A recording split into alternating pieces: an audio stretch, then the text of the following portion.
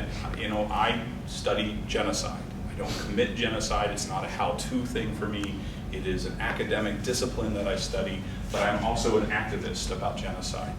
I go places where genocides have been happening. I go places where genocides are still happening, and where I think I'm needed as a scholar.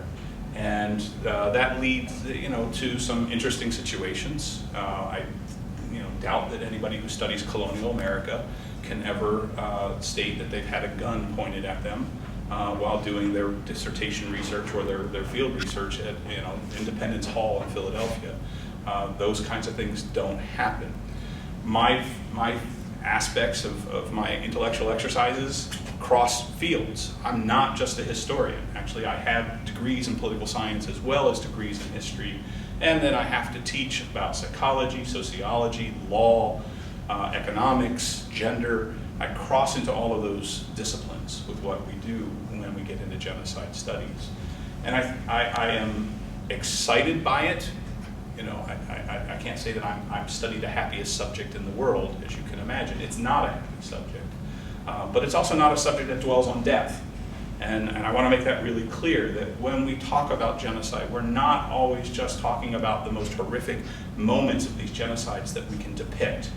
It's really a study about the human condition. It's really a study about ourselves. It's really an understanding of what do we mean when we talk about justice.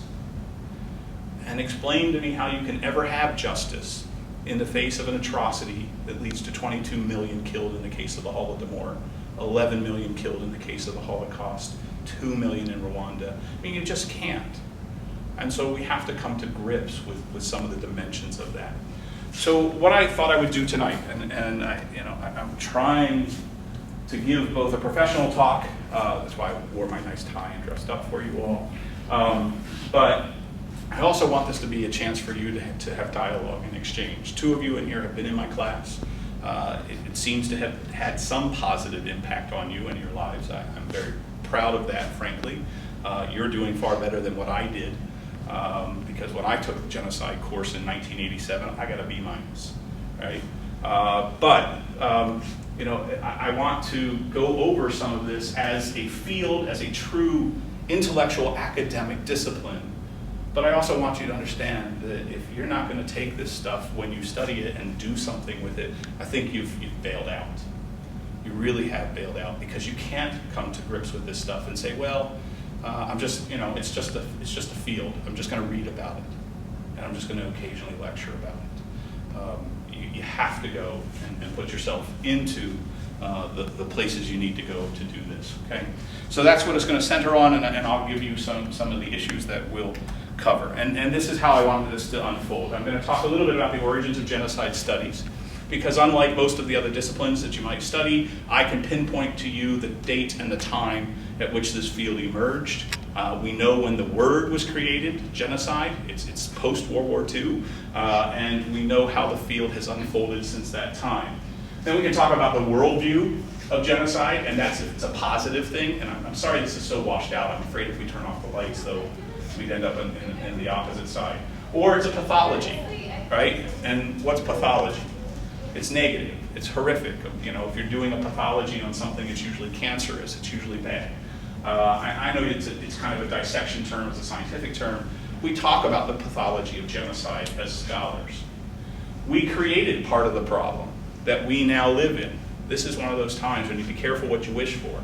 When we wrote a convention to say we are going to prevent and punish cases of this, we created a dualistic problem, a paradox that we have yet to work our way out of.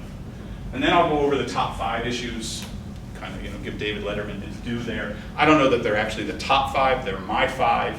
They're 5 that I'm really working through and discussing, and then I'll open it up for questions. But if at any point you want to stop me and ask something or challenge me, please do, okay? So let's start then with the origins. Genocide itself was created as a term by Raphael Lemkin in post-World War II as a result of the Holocaust. His entire family was killed in the Holocaust. And he was a lawyer in pre-war Poland, and it was his quest then to come up with a term that encapsulated what he thought happened in that horrific event known as the Holocaust and cast that forward so that international justice could be had. Because not only was he a lawyer, he was a historian, he was a researcher. He had written a book about other genocides, as he termed it then, that happened before the Holocaust. And he was sitting there saying, because we didn't do anything, this is why this happened. It's a partial explanation for the Holocaust. And a lot of people say, well, all he did was the Holocaust, because the book is called The Axis Rule in Occupied Europe.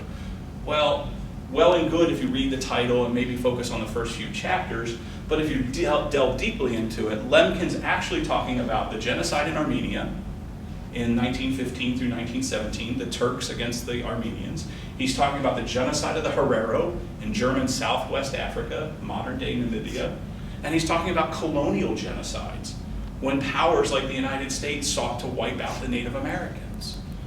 So he actually did cast back and say it's not a singular event.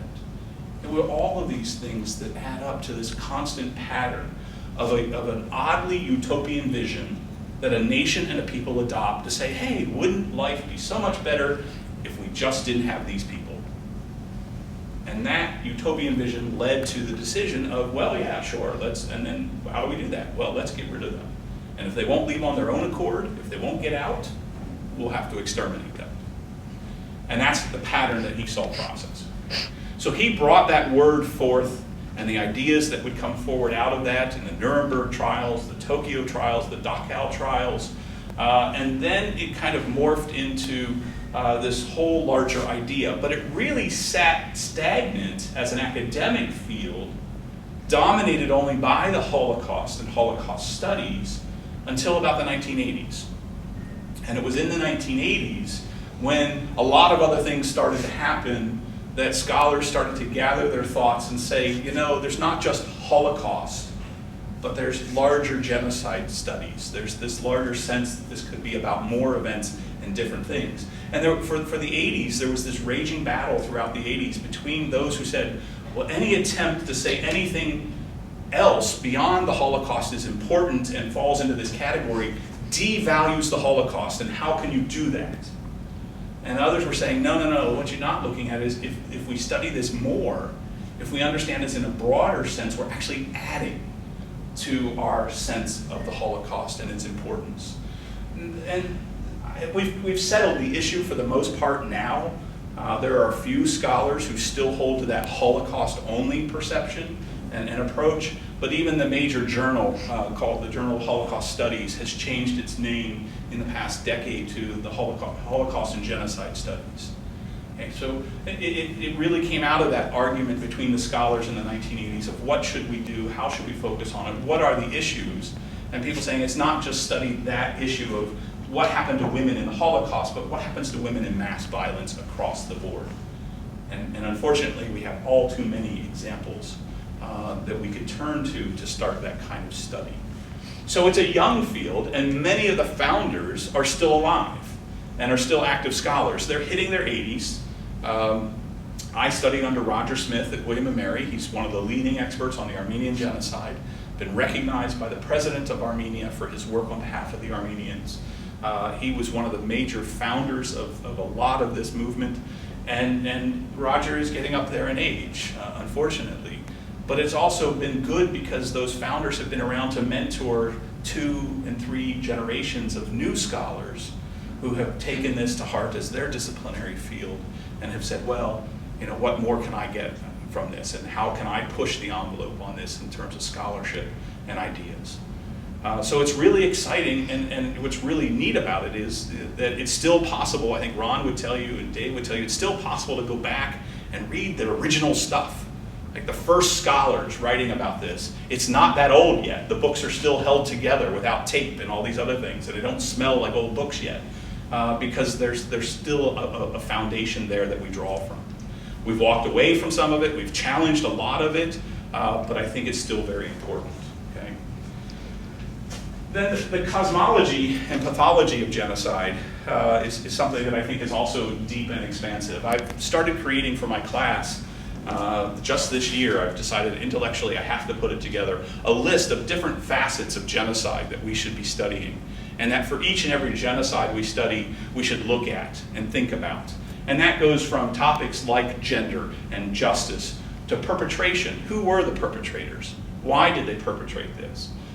It's not a simple answer, right? There's a great book that will challenge everybody's belief about the Holocaust if you've never read it, in terms of who perpetrated the Holocaust. It's called Neighbors, and it talks about the Holocaust as it happens in a village in Poland called Jedwabne, and in Jedwabne, it's not the Germans killing the people. They stand by.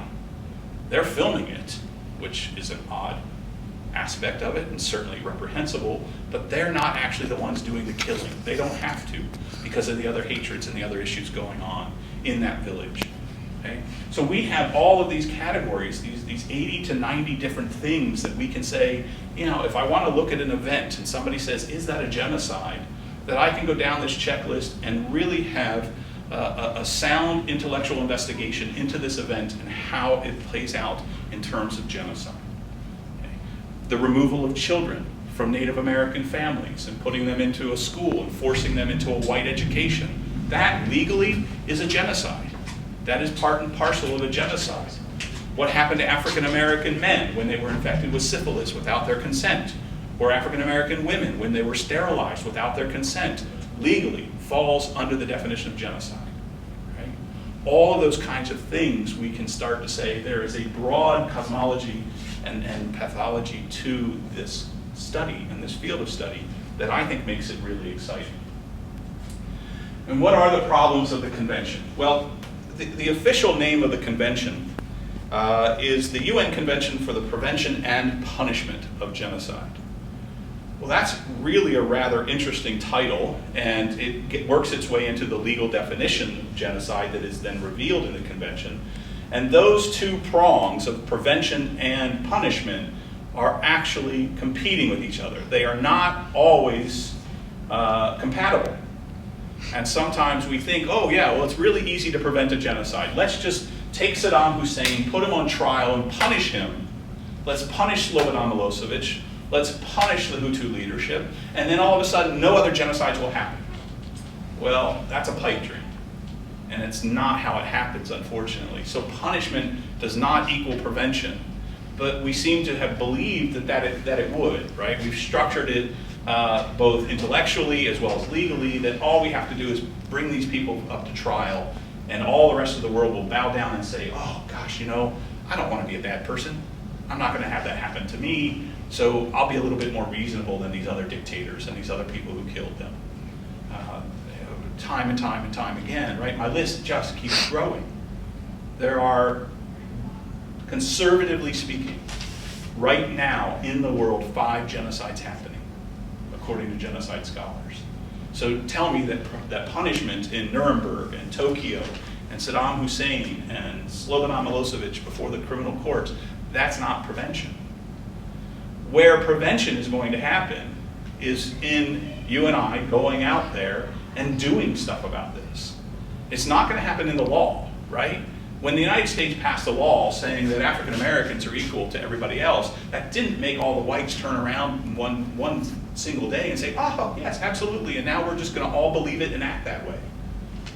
That's not how, law rarely carries social implications for it in the short term. It takes a long-term perspective for that to develop. And it did in the United States, right? We passed the laws at the end of the Civil War.